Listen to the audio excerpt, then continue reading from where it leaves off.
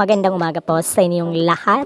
Narito po ang bagong balita kay Miss Earth Philippines 2023, Miss Eliana Marie Aduana, na kung saan ay palakpakan ang kaniyang mga kalaban sa Miss Earth 2023 sa kaniyang sashing ceremony sa Miss Earth 2023. Narito ating panoorin.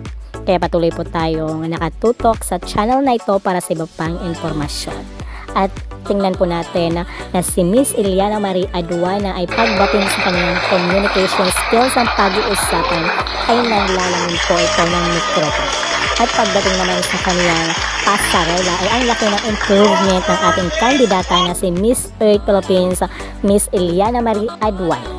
Kaya patuloy po natin suportahan para sa kaniyang journey sa Miss Earth 2023 na kasalukuyang ginaganap sa Vietnam.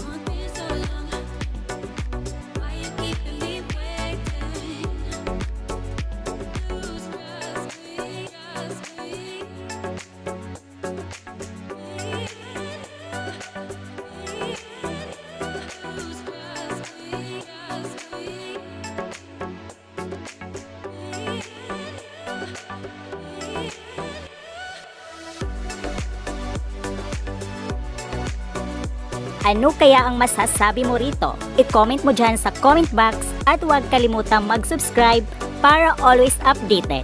Ako po ang inyong lingkod, Akiko Umali. Maraming salamat po.